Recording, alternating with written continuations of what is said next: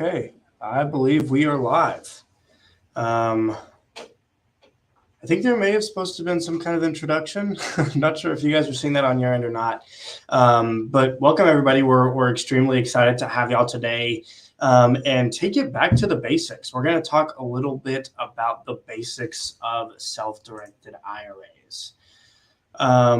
So let's see, while we're waiting for everybody to join on, it looks like the numbers are still building. Why doesn't everybody go ahead and share where they are joining us from today? Are we, I'm here in Houston in our corporate office. Are you guys joining us from in Texas, out of the state? We'd love to know where y'all are at.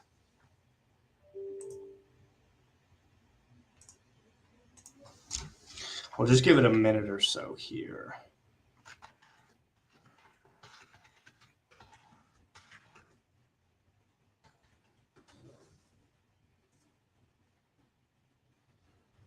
Okay, Round Rock, Texas. Great to have you here, Daryl. One other thing, guys, I want to say too before we really get started is that throughout the presentation, if y'all have any questions, please go ahead and put those down in the comments. I'll take questions throughout the presentation. We also have a moderator on here, Rebecca, who will be kind of fielding questions, getting them on the screen for me as well. Yeah, just put them down there throughout the presentation. We'll have some time for Q&A at the end as well, but I want this to be incredibly interactive. So questions that y'all do have throughout, don't hesitate to put those there and we'll get those answered as soon as possible. A couple people from Houston, great, nice to have y'all here with us today. We're extremely excited and I can't wait to talk to you guys a little bit more about self-directed IRAs, especially if y'all have not heard of them, if you're not familiar with what a self-directed IRA is. We're going to be talking a little bit more, not only about, the definition, what it is, but also the benefits, the type of investments you can make. And we'll also go through a case study so I can give you guys a little bit of an example of what that might look like. Joe says, Dallas, home of the Rangers. Oh, man. Joe, we're hurting over here in Houston after that last night, but congratulations to you guys. That's exciting. Actually, if you guys are familiar with Zach Wilson, he's one of the other IRA specialists here. He was at the game last night, so I know he's in a lot of pain after that. If anybody keeps up with baseball and has been watching the series between the Astros and the Rangers, so. Okay, I think we should go ahead and just get started here. So let me share my screen and we'll jump right into it. I want to say again, guys, thank y'all so much for joining us today. We'll probably have some more people be joining us throughout the presentation, but we'll kind of just start with a brief introduction about Quest and about myself and then really jump into the topic for today. So as you guys probably know, we're going to really be going into the basics of self-directed IRAs, what it is, what you can do with it, what you can't do with it as well, and some of the rules about that and examples at the end as well. Okay. Let's see if I can get this to change. Perfect. So for those of you that are familiar at all with Quest, y'all probably know this is the disclaimer that we give in all of our presentations. Quest Trust Company, we don't provide any sort of tax, legal, investment, or deal structuring advice. So please bear that in mind as we go throughout the webinar. This is purely for educational purposes, but we'll see if we can do exactly that and provide you guys with plenty of knowledge. That way you can leave here today feeling more excited, more prepared about your alternative investments and potentially utilizing a self-directed IRA for yourself. Now, a little bit of an introduction about Quest Trust. So for probably, I would say, a majority of you, this may be the first time that you're hearing about Quest, you're hearing about self-directed IRAs. So I want to explain a little bit more about who we are as well. We are primarily located in Texas. I mentioned that I'm here in our corporate office in Houston. We also have offices in Dallas and Austin as well, although this doesn't necessarily limit our scope of work, right? While we are officed only within Texas, we have clients across the country, in all 50 states, in fact. And we even have some clients that invest internationally. So we're not limited to the state of Texas. Although, sometimes it does help with events and things like that and the networking and educational opportunities that we offer if you are close to an office, but by no means is it required.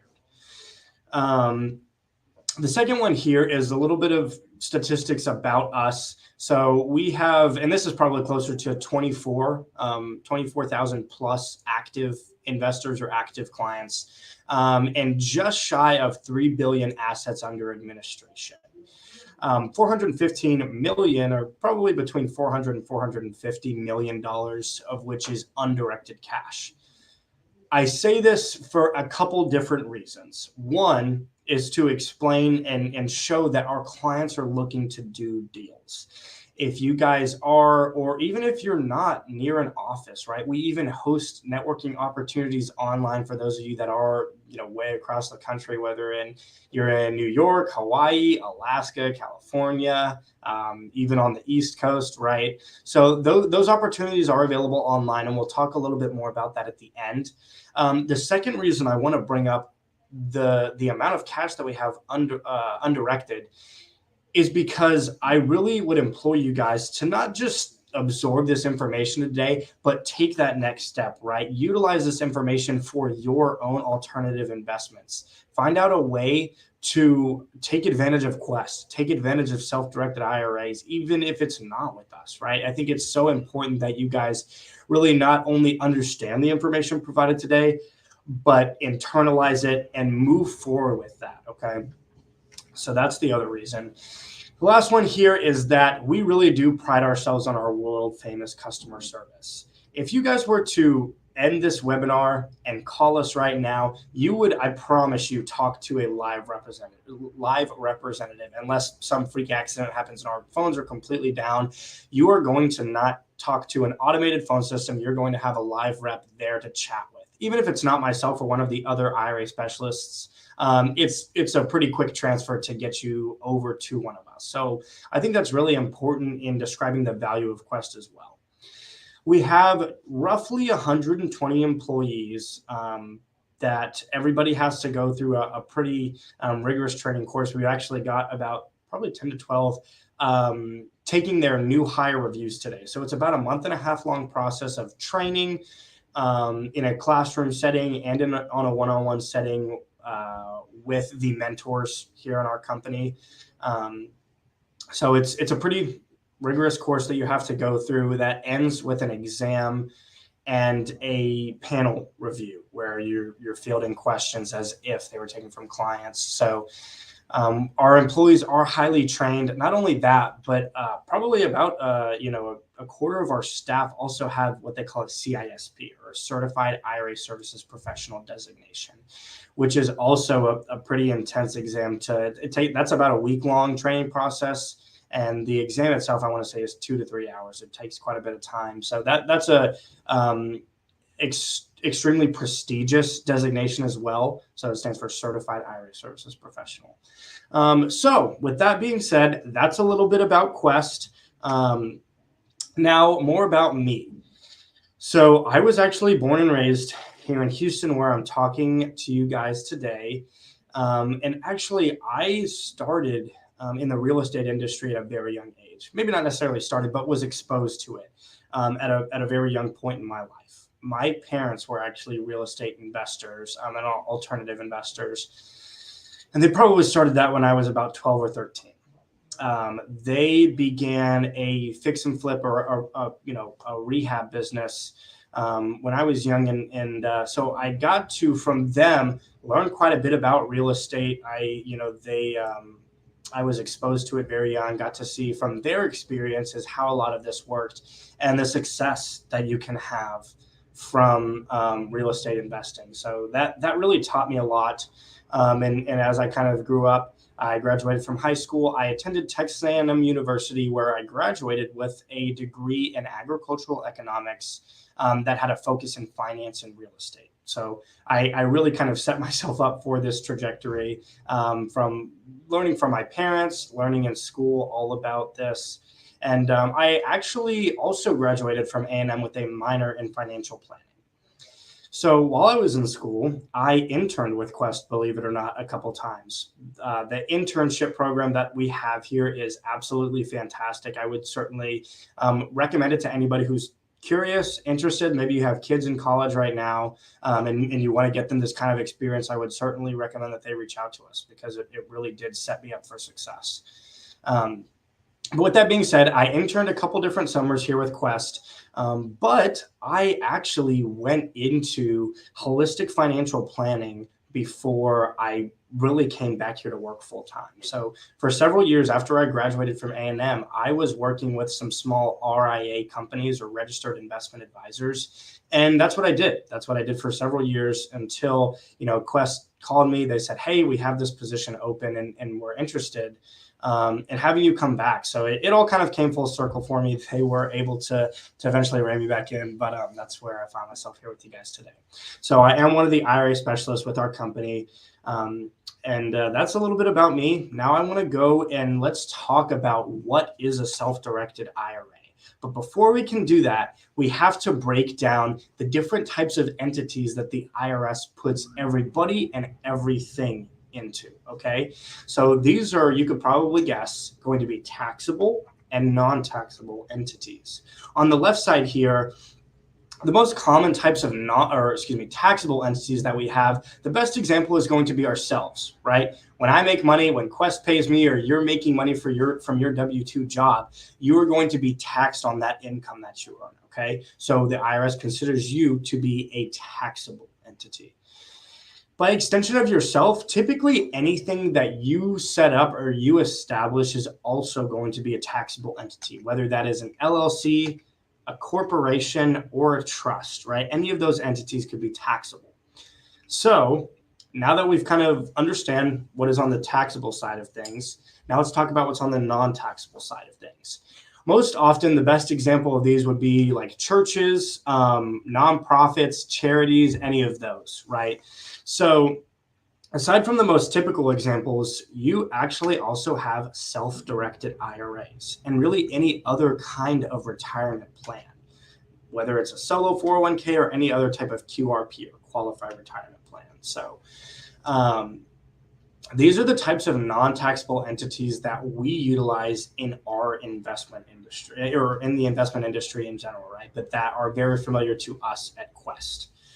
So now that we understand how we can utilize self-directed IRAs, the potential tax benefits, right? Investing through a non-taxable entity. Let's define it, I guess, a little bit more first. So a self-directed IRA account is really one in which the account holder has full investment discretion. What do I mean by that? The owner of the IRA gets to make all the choices, right? They direct the investments within the account. That means, whereas typically with some of those the accounts that you have at your larger brokerages, right? Fidelity, Schwab, TD Ameritrade, Merrill Lynch, Raymond James. The list could go on and on, right? Normally with those, you typically are put into certain investments. At Quest and with self-directed IRAs, we take you out of that structure and are able to put you in the driver's seat of the IRA account where you are making the decisions on all of the investments. You get to choose exactly what your IRA invests into. So with that being said, going back to my example of those other custodians, Raymond James, Merrill Lynch, right? All of those guys. There is actually no legal distinction between the IRA accounts that we hold here and the ones that they have anywhere else. Doesn't matter the custodian. From an IRS standpoint, from a tax perspective, the account is going to be the exact same. It really just depends on what you are allowed to invest into. So we use that term self-directed more for marketing purposes. It's actually not a type of IRA account. You won't find it anywhere in the tax code, right? It's not recognized by the IRS. It's truly just to, show the distinction of what you can invest in. At Quest, we allow you to invest into alternative and more non-traditional assets, where with a typical custodian, a larger public custodian, you're able to invest into the stock market, stocks, bonds, mutual funds, sometimes annuities, CDs, right? Things of that nature. So we are just allowing our clients with a more alternative means to invest their retirement funds. So with that being said, what are the types of plans that can be self-directed? And you'll see here probably some IRAs that some of you may be familiar with. Traditional and Roth IRAs being the most common, right? These are the personal types of plans. And actually, we break down the 7 types of accounts that we offer into 3 different categories: personal, employer, and specialty. So whenever you are potentially looking at setting up an account, obviously it really does depend on your individual circumstances as to what's going to be the best fit. With our personal plans, these are IRA types that anybody can establish. If you have US citizenship and you have a social security number, you can get one set up right now with Quest. So to dive into these a little bit further, traditional and Roth IRAs are actually very similar accounts in many ways, right? They are both personal plans. Their contribution limits are not only the same, they're actually cumulative as well. So for example, in 2023, where somebody can contribute $6,500 typically if you're under the age of 50, $7,500 if you're over the age of 50, that contribution limit, you cannot put into a traditional and a Roth IRA. It's cumulative between the two. So you could contribute $3,000 to one and $3,500 to another if that's something that I wanted to do, right? Or $6,500 to one and none to the other. But one really important, and I would say stark contrast between these two accounts that I want to highlight is the tax benefits. And these two accounts, the benefits or the difference in the benefits really explains the tax benefits for all retirement accounts across the board. Starting with the traditional IRA, we commonly refer to these as pre-tax or sometimes tax-deferred accounts, because when you make contributions into this plan, you are actually making pre-tax contributions. Technically, you are getting a tax deduction, so that money that is going in there is before taxes. But the advantage of that is you can now grow that money completely tax deferred, right? You are deferring or pushing it off way into the future. So traditional IRAs you put pre-tax money into, as long as that money stays in the IRA, you can actually grow it completely tax deferred. You're not having to pay income tax or capital gains tax on any of your investment profit. So what is the difference between that and the Roth IRA? The Roth IRA is almost the complete opposite. We like to call these post-tax accounts because you are making post-tax contributions into the plan. You're taking money, whether it's coming from your W-2 job after tax, you've already paid your income taxes on it, or right out of your checking account, contributing that to a Roth IRA after taxes have already been paid. Now, you might be asking yourself, well, why would I want to do that if I could get a deduction for my retirement contributions? The advantage of post-tax contributions is that once you've got it in that Roth IRA or that post-tax plan, you can actually invest. I didn't get that. Oh. Could you try again? Sorry, I don't know if y'all heard Siri on my watch, but the advantage of putting money in a post-tax plan is that as you grow, the money accumulates, right? You have more investment gain coming in. And the nice thing about that is it can compound over time. But the advantage of it is now you can actually grow that money completely tax-free. So you're having to pay the taxes up front, because for the life of that account, as long as the money stays in the Roth IRA, you can grow that money without having to incur any taxes, even on the distribution. Whereas normally with a traditional IRA, most often when people retire, that's when they're going to start leaning on these retirement accounts, right? To support their life. They're not working anymore. This is when they're going to take withdrawals to pay for their expenses. So with traditional IRAs, that's normally when you're having to pay the tax, because we said you can defer it way into the future. Once you start taking withdrawals, that's when you pay income taxes on it. With the Roth IRA, you're looking at potentially being able to avoid taxes on that gain completely, even when you withdraw the money. So that's a really important distinction to make. And hopefully you guys kind of understood the difference between pre-tax with the traditional IRA and post-tax with the Roth IRA. Let me take a minute here to look and see if we do have any questions yet. Okay, we have a question about partnering from Diane. I'll probably tackle that one a little bit later and stay on topic with these, just because that actually does kind of flow into the case study that we're going to go into. So the employer plans and the specialty plans, I'm not going to touch on too much, but I do want to make kind of general statements for these kind of plans as well. This is something where if you're interested in more information, it would probably be best to contact somebody like myself or one of our other IRA specialists, and I'll share more information about that at the end. But employer plans, generally speaking, are used for most often solo entrepreneurs or self-employed individuals, sometimes even small business practices. The point of using these plans is that the contribution limits are much higher. So like I mentioned with our personal plans, whereas you can put in somewhere between $6,500 to $7,500 in 2023, the employer plans you're looking at closer to $60,000 to $70,000. The reason that they're set up that way is because normally these individuals who are working for themselves, they don't have a 401k with their 9-to-5 job, right? This is their income, that's their livelihood, and where they're going to hopefully make their retirement contributions. So for people that are self-employed or you have your own practice, this is something that could apply to you. Specialty plans, we have the HSA or the Health Savings Account and the Coverdell Education Savings Account, or ESA for short. Health Savings Account, I want to highlight in particular because there is actually a very unique tax advantage that we don't see with any other kind of savings plan, retirement, health, education, anything, where you can actually take pre-tax money, put it into the HSA as a pre-tax contribution, and as long as you use it towards qualified medical expenses, you can actually pull the money out tax-free as well. So we're talking about money that's not getting taxed at the front end nor on the back end. So that can be a really huge advantage. We like to refer to these accounts as having the best of both worlds, because it's kind of like having the best tax benefits from the traditional and the Roth IRA used for qualified medical expenses.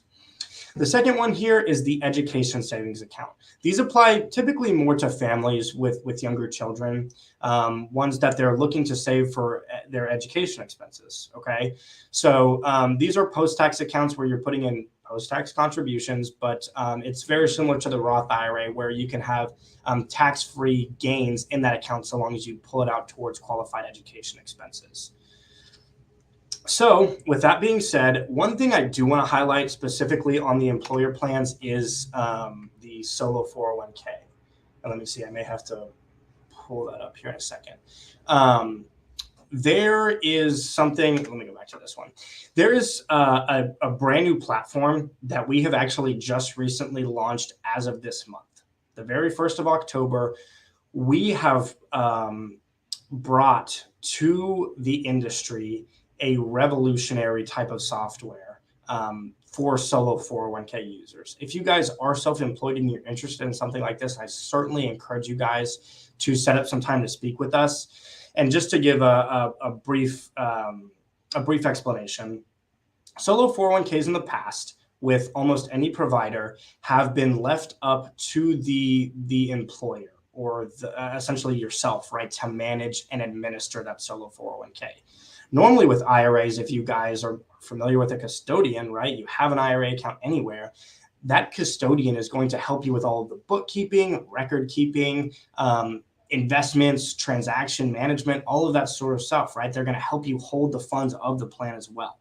Normally with solo 401ks and how Quest used to handle them is we would say, hey, and to an extent, it's still structured similarly, but we used to say, hey, we are plan document providers where we will help you set up your solo 401k. After that, all the responsibility is left up to you. We don't handle any of it. So you need to go out there, set up your own bank account. You need to go figure out how you're going to do your own bookkeeping.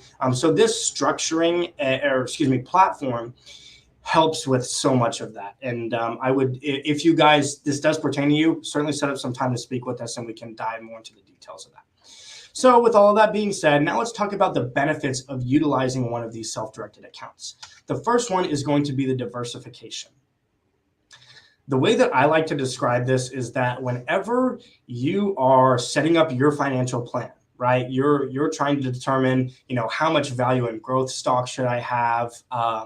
what is going to be the best correlation between maybe some international stock, some domestic stock. What kind of split do I want between stocks and bonds, right? Is it going to be 60-40, 70-30? Sometimes that depends on your age, on your risk tolerance. I mean, there's so many factors there when we are investing in the public stock market, but nobody really thinks about diversifying yourself outside of the public stock market, right? That can be such a huge game changer as well.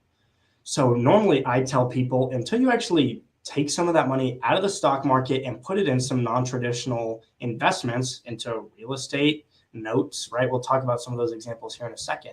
But until you take some of that money out and put it in the alternative market, it's almost like putting your eggs in different parts of the same basket, where you may not be truly diversified until that point. So that's kind of the way I like to frame it. And certainly I think it does add a whole new element of diversification to your retirement portfolio. The last one here that we've already talked about is going to be the tax savings, right? This is the whole reason that people use an IRA and don't just do these investments personally, is because of the tax advantages. And the last one is investing in what you know best. So a lot of times we really preach this to people that are already in the industry, whether it is real estate agents, brokers, right? People that work for alternative investment companies, anybody like that has retirement funds that they are, they're dissatisfied with the market, whatever it is. They want to utilize a self-directed IRA. They can invest in what they already have experience in and what they know, their expertise. And that's so important because they can now control those investments. Even if that's not you, right? Maybe you don't have all of that experience just yet. You're here today and you're learning. And that's such an important step in this process. So I commend you guys, because you're on the right track to investing in what you know best and getting that experience. Let us talk about, let me take a look at some of these questions. Walker here was asking about the health savings account. We did cover that one. So this is a great question from Richard. You have to pay taxes on gains within the Roth IRA, right? Richard, that's actually incorrect. That's the whole advantage of utilizing these Roth IRA accounts, is that, let's say for example, I'll put it in, I'll make two different examples here, and hopefully that will kind of resonate with everybody. Number one, say I've got a Roth IRA and I purchase a single family property that I'm going to rent out, do a long-term rental on it. I've got tenants that live in there, and they pay me their rental income every month. All of that rental income or that investment gain is going to go back into the IRA account without any taxes being incurred. And so long as I pull it out in retirement and meet the qualifications for a qualified Roth distribution, I can take the money out completely tax-free. So I'm never having to pay taxes on those gains potentially. And the same kind of works with a traditional IRA. While the money is in the account, the gains coming back to the IRA account, those are still deferred, right? So you're not having to pay it while the gains return or the investment profit returns to the IRA.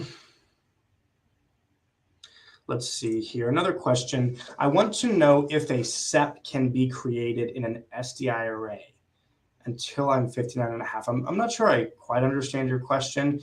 For those younger than 59 and a half, yes, you can certainly create a SEP IRA or a SEP, self-directed IRA. And those things are going to come down to if you have to have typically a business to sponsor it and be earning some kind of income from your business as well. A lot of times, this is where we might involve a CPA or some kind of tax professional to determine if you do qualify for one of these plans. Let's see. I have the understanding with a Roth, we'll pay taxes on the gain, but you mentioned that it could be possible to not pay taxes on the gain. Can you talk more about how we can avoid paying the tax? And so I kind of just talked about that a little bit. I totally forgot the other example I wanted to give. Normally, let's put it in perspective of the public stock market, if that's what people are more familiar with. Say I have my Roth IRA with, I don't care. We named a bunch of them earlier. Raymond James, Vanguard, doesn't matter. If I purchase Apple stock in that Roth IRA and it appreciates 2-3-fold, when I sell that stock within the Roth IRA, I'm not having to pay taxes on that gain, right?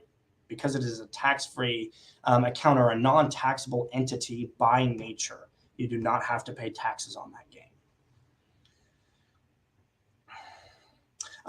Yes, I'm happy to talk about the qualifications to not pay taxes in the Roth IRA specifically. So I know I mentioned there are some qualifications or requirements that you have to meet in order to be able to take that money out completely tax-free. It's really nothing too crazy. And there are some certain exceptions and things like that, but I will explain the two most common. So one, and qualification number one, you always have to meet.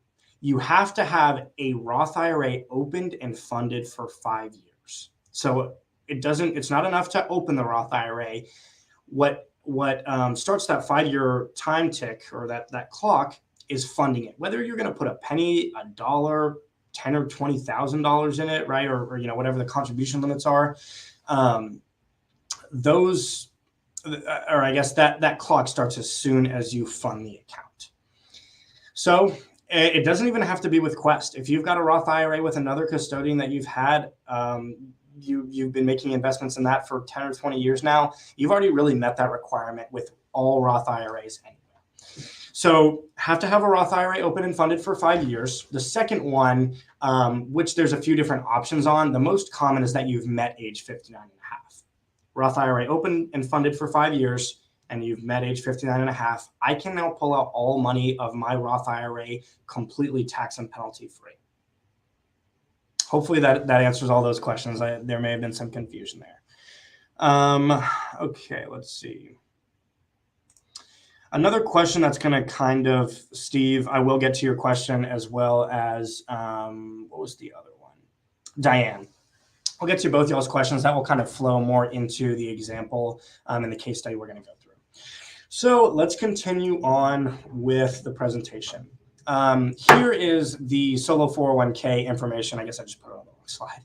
This is the solo 401k information I was referring to in this new platform that we have brought to you guys. So some of the things I already listed on here, it reduces the manual work. It's going to help you with a lot of the filling out those tax forms that you have to report to the IRS for the 401k. It's going to help you with some of the bookkeeping, managing the transactions. Sometimes you can link it with the solo 401k bank account so you can have everything all in one place. It's very user-friendly. It'll help, like I said, with the IRS reporting, the bank account, the compliance. I mean, there are so many advantages to this plan and so many features with this software that is really going to be an absolute game changer to the solo 401k industry. And like I said, this is pretty revolutionary technology that really no custodian has just yet. So it's something that we are bringing that is completely new to the market. So if you guys have heard of solo 401ks, you're interested, or maybe you already have a solo 401k established elsewhere,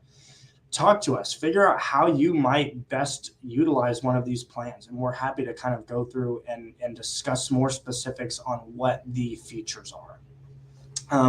So with that being said, now we've talked about the types of accounts, the benefits that these IRAs have, and I don't think I would be doing these accounts justice or doing the education justice without also explaining what the restrictions are, okay?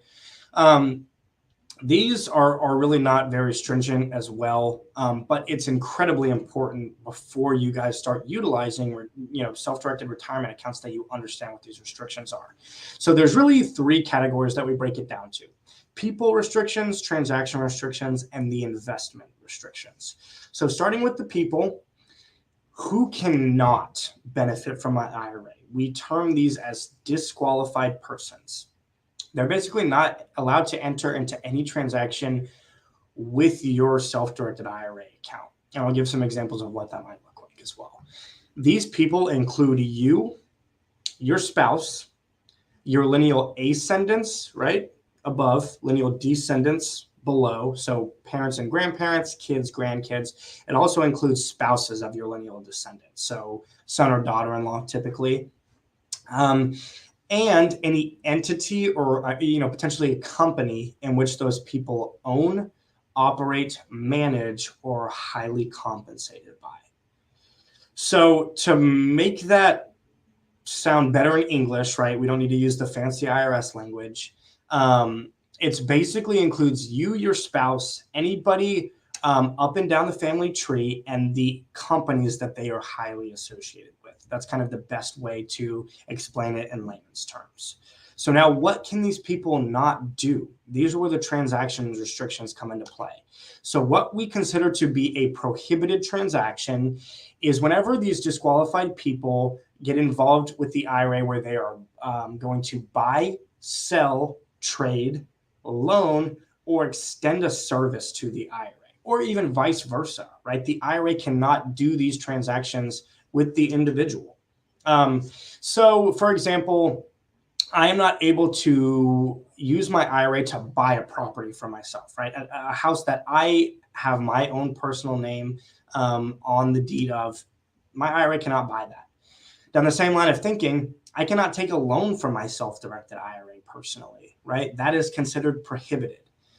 I can also not manage an investment that my IRA, or maybe a company that my IRA owns. If I wanted my IRA to invest in my corporation that I'm the CEO of, that's also going to be considered prohibited. So those are some examples of what you cannot do with your IRA. But notice all of these things involve where you and your IRA, or your IRA and whatever prohibited party, are on different sides of the transaction. I'm selling to my IRA, or my IRA is loaning me money. So you actually can partner with your IRA. And this goes right into Diane's question. Let's see if I can get it pulled up. My question is how to partner with others to buy real estate. I have an LLC with 2 members and we split our investments and expenses on each house. Can I finance my portion with my IRA? Diane, that is absolutely possible. But there are some, I guess, limitations would probably be the best way to put it. Some certain limitations that you'd want to be aware of before doing something like this. So your IRA can partner with other individuals. It can also partner with other potentially disqualified individuals. So meaning that I can partner with my IRA to purchase a property. My IRA can partner with my wife to purchase a property, or my parents, right? They want to get back in the fix and flip business. All of those things can potentially happen. So how it would work using an LLC structure, this is one way that you could do an investment like this. You set up a brand new LLC for your 2 partners and your IRA to invest into, that then purchases the property in the name of the LLC. The IRA is essentially just funding that LLC so that the purchase can be made, any expenses, or if you're flipping the property or money returning to the LLC, all of that can be done within the LLC at that stage of the transaction. Now the issue with something like this, notice right here where it says these disqualified people cannot extend a service. Technically, you're not able to manage that investment. You cannot be labeled as a managing member or any kind of manager of the LLC, right? You really have to be more passive in this investment with your IRA. So that's important to note when we're talking about things like that. The last one here is the investment restrictions, and I don't even think I have verbiage here for this one because it's very straightforward. The IRA is not able to invest into, and this is what the IRS says, that they are not able, your IRA is not able to invest into life insurance contracts and collectibles. Collectibles being like artwork, sometimes vintage cars, jewelry, things of that nature.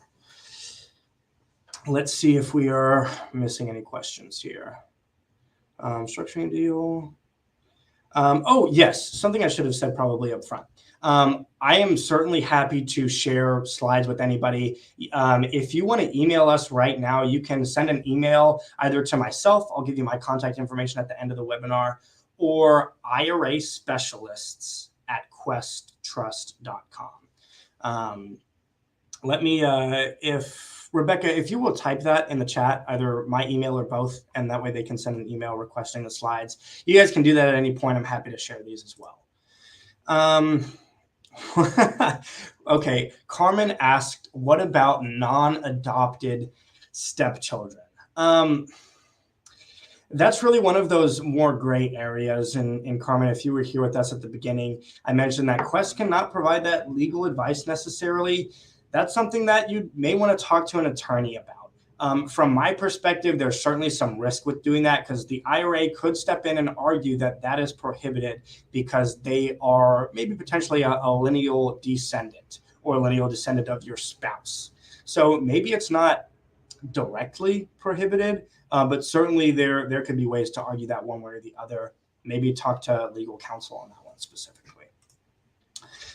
So now that we've talked about the benefits, the restrictions, let's go into what your IRA actually can invest into with these types of accounts, right? With alternative assets.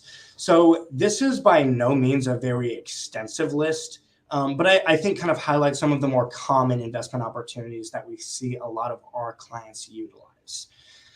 Real estate, whether it's single family homes, fix and flips, rentals, short-term rentals, mid-term, long-term rentals. There's all kinds of options there. We see some people go to these foreclosure and tax auctions where they purchase properties that have been foreclosed on for whatever reason. We see some people investing into subject twos. If you guys are familiar with that, whenever houses are being, closed on by the bank, foreclosed, or certain things of that nature. Sometimes when couples divorce and they're selling the property, that can be considered a subject to as well. Condominiums, multifamily real estate investments as well. Land investments is something that we commonly see. So those are all kind of real estate option. Private entities, we actually do have a lot of people who invest into private companies, sometimes private company stock or small startups. Tech startups have been popular recently. Those are all things you can do through a self-directed IRA as well. So long as that company is not publicly traded, they haven't had that IPO or initial public offering, you can invest into that private company. Promissory notes would be the other one.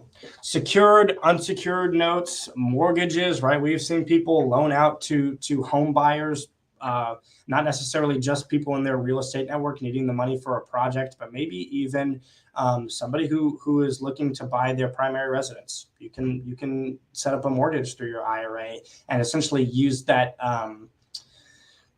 the return on principal, right? The interest coming back to the account as the investment gain.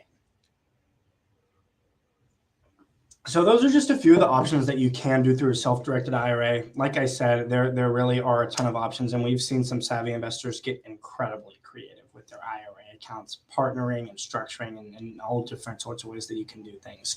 I guess the last thing I'll say about that too, normally any investment that you can do personally, you can do through a self-directed IRA outside of these restrictions right here. Okay. So now let's talk about, you say, hey, Colin, like, I think this is a fantastic idea. I want to move forward with this. You go through setting up your account. Now let's talk about how you fund this IRA. The first one we've discussed a little bit, and these are going to be contributions coming from your checking account, savings account, maybe your salary, right? You take money that you get paid from your job and have it sent straight to Quest or from your bank account, whatever. These contributions are funds coming from money that's already currently in your personal name. So not in a retirement account elsewhere. That is what is subject to these contribution limits, is money typically coming from your savings account into the retirement plan. So that's option number one. Number two is a transfer from another IRA. Regardless of where it's held, if you've got funds in an IRA account, you can transfer those over to a self-directed account with Quest. The last one here is a rollover from an old employer plan. And I know I highlight the word old. It doesn't always necessarily have to be that way, but once you've left that company or you've retired, you quit, you switch jobs, whatever the reason is, now that employer plan is no longer technically speaking active, you now have access to the full amount in that plan. Sometimes with active plans, you won't necessarily have that benefit. And it really just does depend on the employer plan and how it is set up. Some plans allow for what they call in-service rollovers. you'd actually need to find out from your employer plan custodian, or sometimes even the plan administrator or your HR team, right? Somebody like that who's familiar with the plan could answer that question for you. So those are really the three ways in which you can fund the IRA account. So now I promised you guys that we were going to go into a little bit of a case study. And for this particular investment, I want to show y'all what a fix and flip might look like, where there are a few different individuals partnering their IRA accounts together. So, oops, I think I went a little too far. No, maybe not. Okay, with this case study, we have Robert and his wife Linda, who both have Roth IRAs with Quest. They have funded their accounts, been looking for an investment opportunity, and they're trying to determine what that is. Their son, Max, they actually just recently set up with an education savings account as well. So they want to take all of these and partner them together. They've been looking for a deal. They actually end up finding this property that's been on the market for a few months in their neighborhood, and they think that they want to do a fix and flip with it. They're like, you know what? Let's purchase that property. Let's use our accounts and partner them together, right, to make a tax-free investment gain. Let's flip this house, sell it, and let's bring the profit back to our IRA accounts. So they decide, let's do it. This is what the breakdown is going to look like of the investments. About 60% or $78,000 is coming from Robert's IRA. Another 35% from Linda's Roth IRA, and 5% from Max's ESA, or $6,500 from his education savings account. So the purchase price of the property was $100,000. They expected to put about $30,000 into it for the rehab, so they're a total cost of $130,000 down. This is what the essentially the vesting or the contract is going to look like in order for them to make the purchase in the name of these accounts. This is essentially where normally when we purchase a property, right, your name is going to be listed there. This would take place of your name. So it's going to show Quest Trust Company, FBO, which stands for the benefit of, your name, your account type, and account number. So Quest Trust Company, FBO, Robert Jones, Roth IRA, 1234521, right? So on and so forth. It's also going to list the percentage that these, specifically because they are partnering their accounts, it's going to show the as to an undivided interest of insert percentage there, okay? So each one of those is going to have its own vesting, and that is how it will show up on the contract, or how the buyer, the IRAs, will look. So they get their vesting done properly. They've got the contract made, purchased the property. They flip it, right, for $30,000. And 4 months later, they sell the house for just shy of $190,000. Remember, they put $130,000 into this. After closing costs, they took $180,000 away, which left them with a net profit completely tax-free, right? Because we mentioned the Roth IRAs are post-tax accounts. Tax-free profit in the education savings account as well. $50,000 going back to these accounts completely tax-free. So this is what the breakdown is going to look like. You'll have $30,000, right, or I believe it was 60%. Right there. 60% to Robert's IRA. Another 35% to Linda's IRA, or $17,500, and then the remaining $2,500 going to Max's ESA. So I hope that this really kind of puts in perspective how you can utilize retirement accounts for your own alternative investments. And the huge, I cannot stress this enough, huge tax advantages that you can have through these accounts.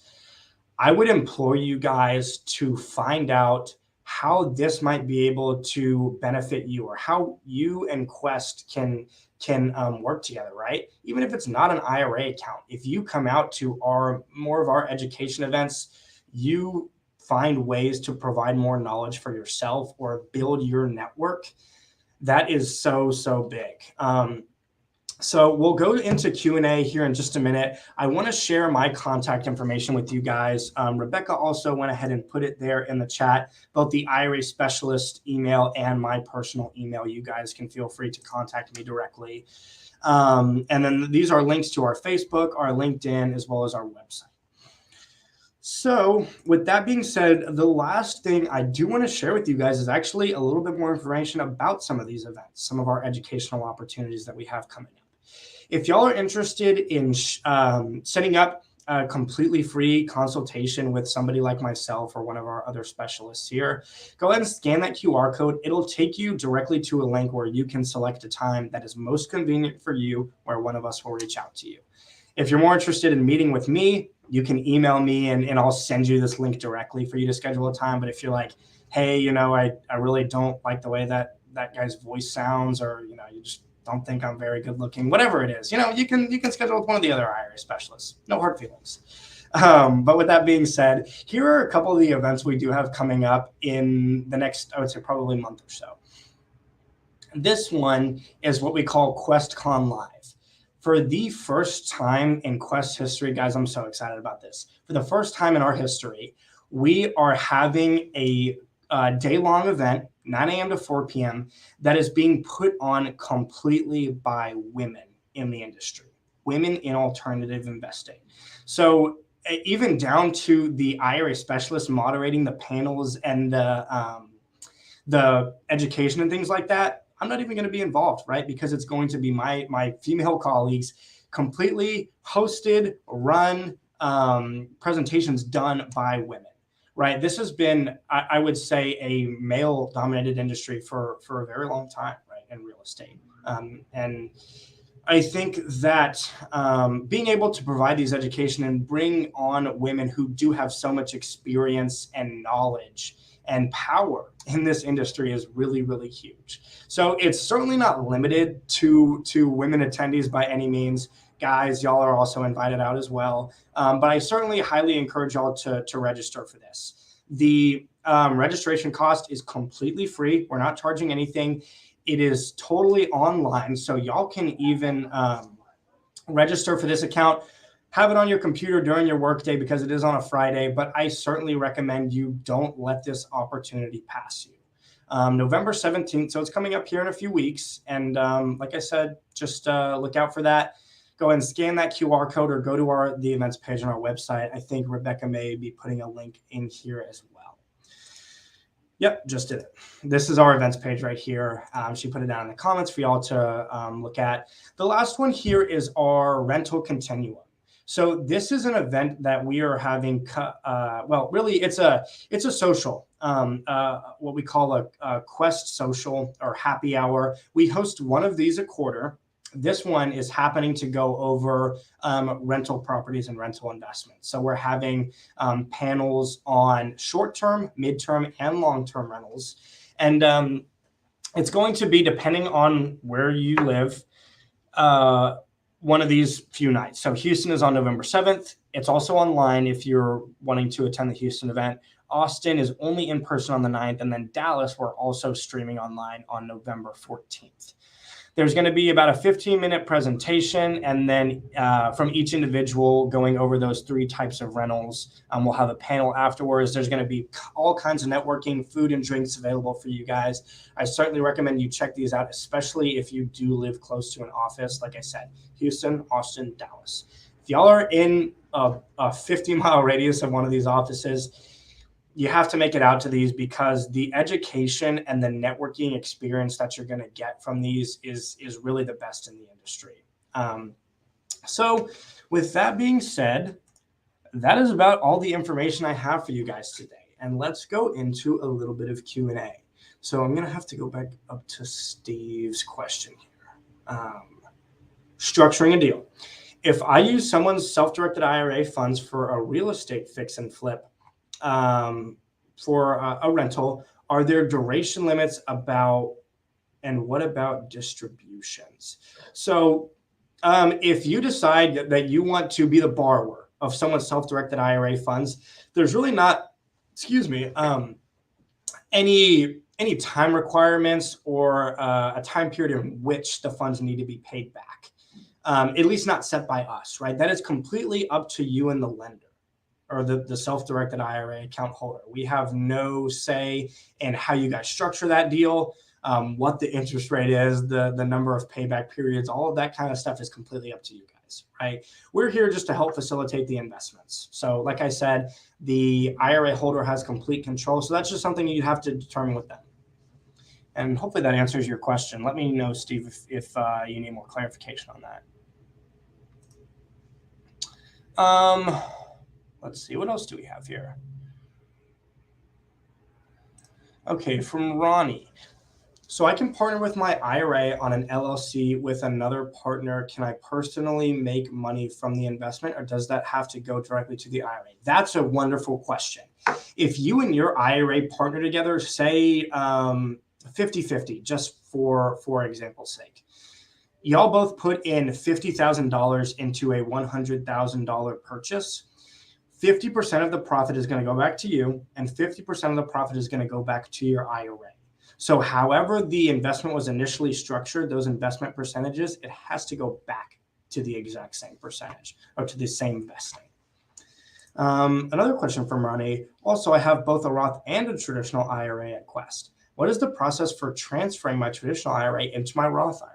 That is also a wonderful question, and something I didn't even touch on.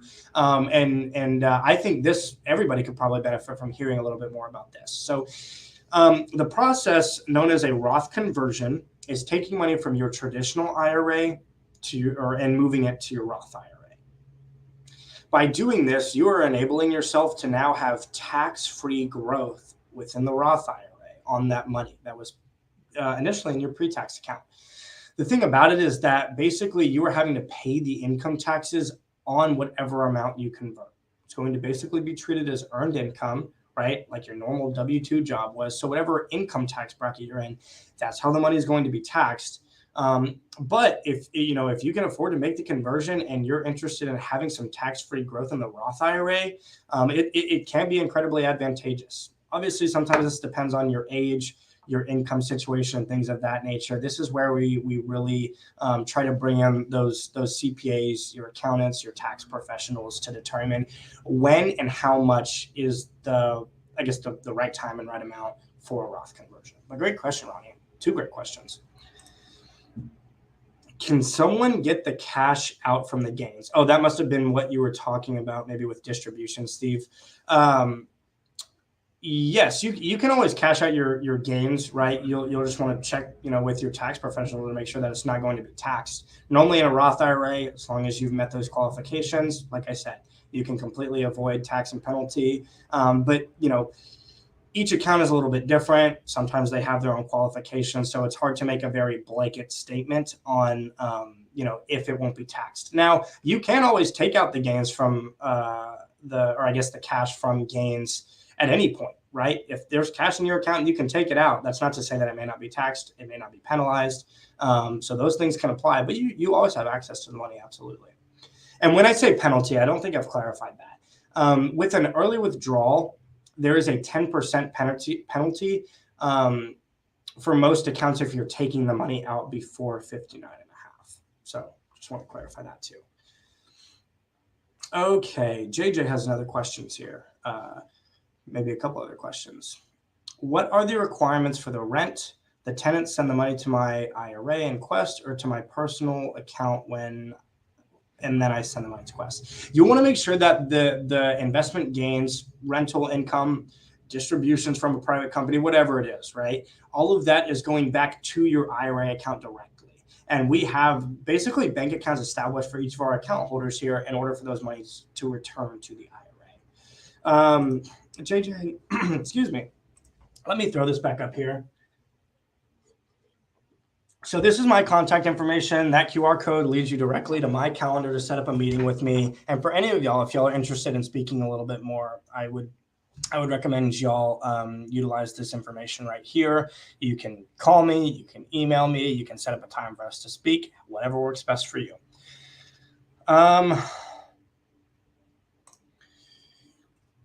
Here's a question, another one from JJ. Can I have a 401k or pension fund be transferred into a self-directed IRA account?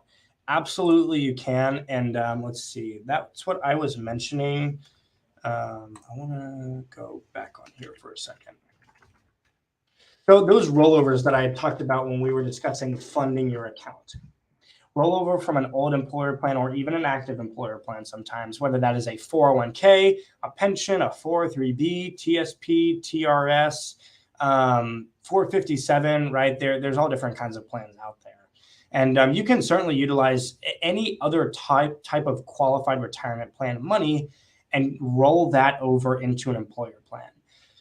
If we're getting very nitpicky, transfers are only whenever you are moving money from another IRA. Rollovers are what we describe the movement from a different type of plan to an IRA to be. So hopefully that answers your question, JJ. Let's see if there may be one here. With the Roth conversion, how are the taxes calculated when all the trad IRA is all invested in houses and say, oh, okay. Yeah. So if you wanted to make I'm just trying to get back to this last slide. Oops. If you wanted to make a Roth conversion of an asset, right? You've already got the money invested. You no longer have the option of converting cash. You can certainly convert that asset as well. Basically, the way that it works is we have to have some kind of appraisal, whether it's a hard appraisal on say land or a property that you have, or maybe a third party appraiser if you have your money invested into a private company that is determining the valuation. So we do have to receive some kind of valuation, right? Sometimes an attorney can get involved as well to provide that.